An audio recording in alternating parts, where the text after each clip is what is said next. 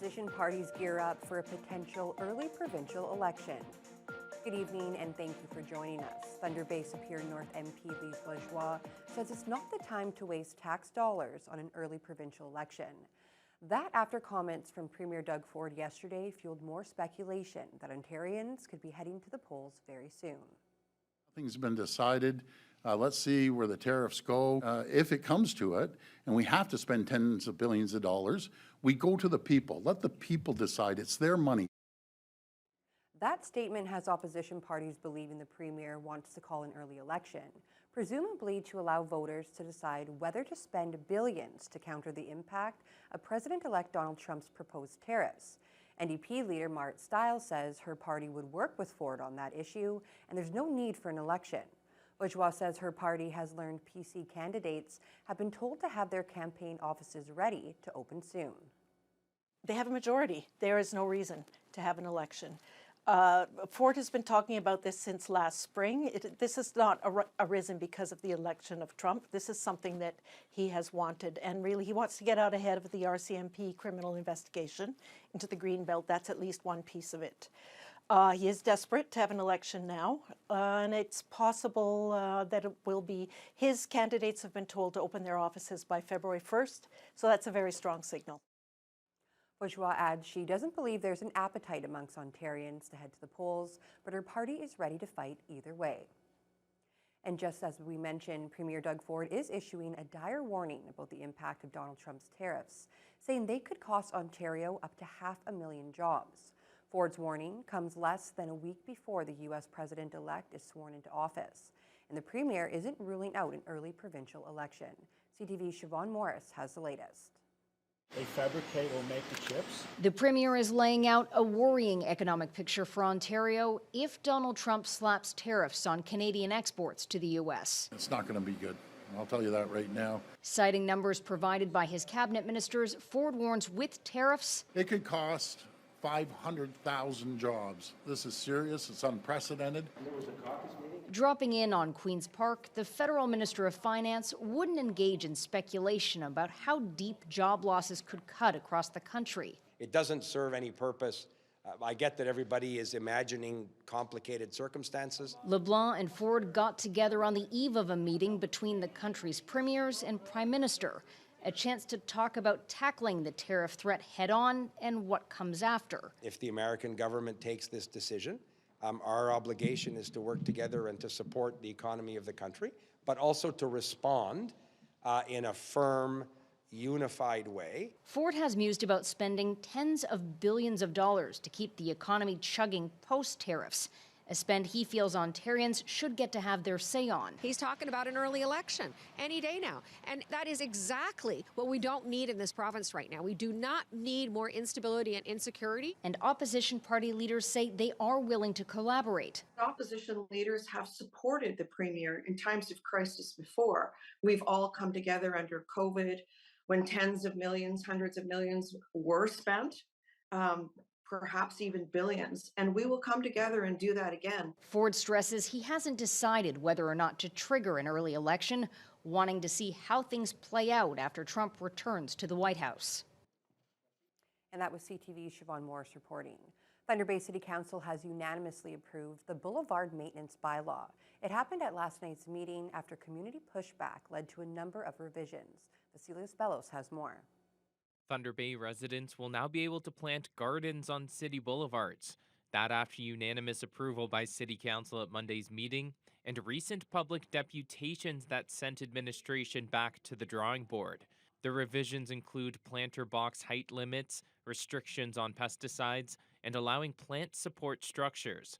City climate specialist Danielle Tom says these changes find a middle ground and explained the community benefits. Ultimately, these gardens will help us increase biodiversity and ecological health, promote greater community ownership and participation in public space maintenance, and enhance public safety and accessibility. Despite voting in favor of the bylaw, Councillor Rajni Agrawal raised concerns about people in the future looking to purchase property not being aware of a garden. If the house goes for sale, would lawyers be able to find it in the BEC that there's a registration there?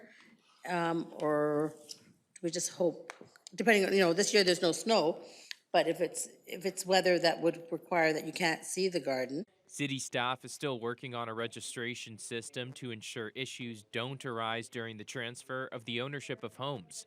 Other council members wanted to make sure the gardens would actually be maintained by homeowners. If anything is going to be deemed to be producing nuisance litter, that could be excess fruit and things on the ground falling off bushes, or an excess of grass that's catching a bunch of debris from the road, garbage and things like that. The bylaw provides a mechanism for bylaw enforcement to come in and start a conversation with that. Vicilios Balos, TBT News. 4 people have been charged with cocaine trafficking after police raided 3 homes in Thunder Bay and Quebec this past Friday. The OPP-led Guns and Gangs team seized 1.7 kilograms of cocaine with an estimated street value of $170,000. They also found more than $250,000 in cash. The accused are a 30-year-old from East Gwillimbury in the York region, a 62-year-old and a 43-year-old from Thunder Bay, and a 70-year-old from Quebec Falls. One of the accused remains in custody, while the other 3 have been released, all with pending court dates. A 38-year-old Terrace Bay man faces several weapons charges after he barricaded himself inside a home in that community over the weekend. OPP were called to deal with the incident around 1:20 a.m. on Sunday morning, and the incident was safely resolved. The accused now faces 6 charges, including for pointing a firearm and uttering threats. The last vessels of 2024 shipping season were loading up at the port of Thunder Bay this afternoon. The Manitoulin and the Algoma Compass are both expected to depart for Sault Ste. Marie sometime after midnight, marking the end of another successful year of trade for the local port. Jaden Billick reports. The final 2 ships of the season are set to depart the port of Thunder Bay, closing out a strong year of shipping activity. Port CEO Chris Heikkinen says the Manitoulin is being loaded with grain at the Richardson terminal, while the Algoma Compass was at Thunder Bay terminals being loaded with dry bulk products.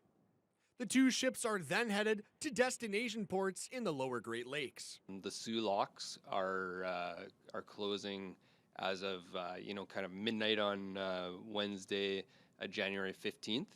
And so the vessels that are in port in Thunder Bay, they need to get out of here within the next 12 hours or so, just to ensure that they can make safe passage through the locks before they close. Heikkinen says the shipping season has gradually grown over the past several decades, making a positive long-term impact, allowing for an increase in volume at the port. He mentions seeing the 2 ships leaving up to the 11th hour before the locks are set to close is a testament to the general conditions of the lakes and possible extensions to the season in the years to come. It's been a great shipping season at the Port of Thunder Bay. We had really strong shipments on just about all fronts. We'll be releasing our cargo statistics in the next couple weeks once things are finalized, and we look to wrap things up during the next 24 hours or less. The port local moved more than 10 million metric tons of cargo this year, the highest numbers since the late 1990s. Jaden Billick, TBT News. ABCs, 1-2-3s, and all the adventures in between await local tots eager to start kindergarten. The kids won't be the only ones learning, though, as the Thunder Bay Catholic District School Board hosts its Welcome to Kindergarten nights starting this evening. The first information night began at 6 p.m. at St. Martin's School, while the second one is happening tomorrow evening at St. Bernard's School. The goal is for families to get familiarized with programs and services the school board offers. Parents can hear from school partners, student transportation services, principals, and student achievement staff. There will also be activities for the future kindergartners who come along. Superintendent of Education Frank Lacaria says it's a great time to make everyone feel welcome and open the door to the registration process. A great opportunity for families to really come in, see what we have to offer, and the programming that we have beginning right at JK. With French immersion, with English, with our Indigenous education, and just provides, I believe, a nice introduction for families to our Catholic family.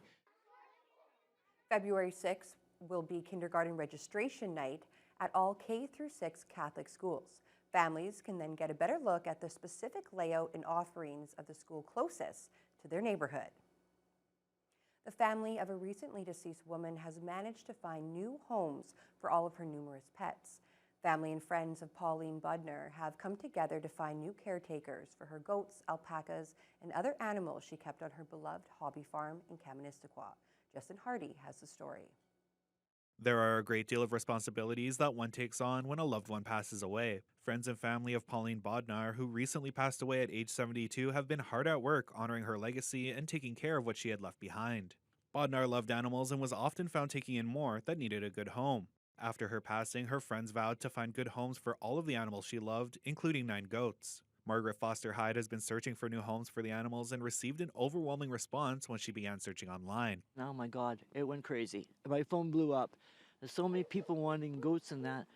But so we did some selection and watched, and they're staying in the area here. They're quite friendly. They're most of them. I said, but you know, they'll get a little wound up about it because they know something is going on, eh? But they're all going to homes where there is goats, which makes me feel a lot better. And these people don't eat their goats. Bodnar had the goats for roughly 10 years alongside her lifelong friend, Elaine Greaves. They also took great pride in their horses, chickens, alpacas, dogs, cats, and so many other critters. Once Bodnar was told to begin getting her affairs in order, the pair began looking for new homes for every animal. Greaves says it's hard to see them go, but she's glad they are all going to good places. That makes a big difference because yeah, for each of them, for all of them, I know that they're in good homes. Like the lady that took the couple that took the two Pyrenees. At first we thought we were going to have to split them up, but the couple said they would take the 2, and they were home. They got home and they were with all their children, and the children were playing with the dogs, and they sent me pictures. With all of the animals now taken care of, the family is now searching for a buyer for Bodnar's hobby farm in Kaministiquia. Justin Hardy, TBT News. Turning to weather now, Haley. It was a very chilly day outside. It's one of those days you want to bundle up in multiple layers. Oh, absolutely. I wish I had a coat like an alpaca right now Yeah. because, yeah, it was a cold one today, colder than seasonal, and we saw some increasing clouds, which is typically a good sign if you want it to warm up because cloud coverage can keep in some heat. But we didn't have a lot of heat to start with. So today was cold and stayed that way, but the coldest point was around 9 a.m. So unfortunately, when people were getting ready for work, that's when we hit a low of -21, feeling like -30 with the wind chill. I know, not fun. But once we hit 2 in the afternoon, that's when we saw -15, and we've been staying there pretty steadily for the past few hours, with wind chills making it feel like -21 at the best of times. But those northwest winds really play a role as well. We saw some gusty moments in the afternoon, getting up to 30 kilometers an hour. So yes, bundled up today, that's surely the plan for everyone. And we see that in other parts of the region as well. As right now, what we're seeing temperature-wise is a lot of places holding on to their warmest temperature of the day. So when you see -18, -19, that's not saying a lot as far as warmth goes, but Kenora, when you look at what their coldest temperature was, it's a significant warm up to get to -19 because their low was -26 and the wind chills made it feel like -35. So really, really cold. So -19 is, if it's the best they can get, I guess you'll have to take it today, but definitely layer up. And we're seeing more clear skies on the western portions of our region as well, which once again, it's not going to trap that heat. So we're looking at a colder night tonight as well. Fort Frances, though, seems to have gotten a little lucky, surrounded by the -19s, -18s. They're currently -16, though. Every little bit makes a difference. And they're seeing mainly sunny skies right now. We see a string of -16 all the way up in Pickle Lake, all the way down to Nipigon as well. Now, areas like Sioux Lookout and Armstrong, they saw light snow for most of the day. Well, for Armstrong, it ended around the early afternoon hours, but in Greenstone, it was persistent throughout the entire day. And they're still seeing some light snow now. They're currently at -16 as well. As for areas like Marathon and Wawa, they've had a mix of sun and cloud today. Their winds have been coming more from the north-northeast, so a little bit of a shift, and it's not as gusty in those areas either. We see -13 in Wawa right now. And Sault Ste. Marie, they're at -7, and they have been seeing light snow and blowing snow at some points of the day as well. Now for Thunder Bay tonight, like I said, it's not going to get much better. If anything, it's going to get a little bit worse before it gets better. There is hope down the line. I won't tease that too soon, but as for tonight, -23 is our low with a wind chill of -31, partly cloudy conditions with that risk of frostbite. Luckily though, the northwest winds shouldn't be as gusty, so there's hope there. And like I said, it's a bit cold now, but it should warm up. I have some positive news for later, which I'll just let you stew on for now. Okay, you know what? I'll take that. So we're cold right now, but we could be heating up. Yes. Okay, well, sticking with the heating up theme, the Liberal leadership race is heating up. After the break, we're going to let you know who's in and who's bowing out. Let's say the candidate wasn't part of the government. Let's say the candidate did have a lot of economic experience.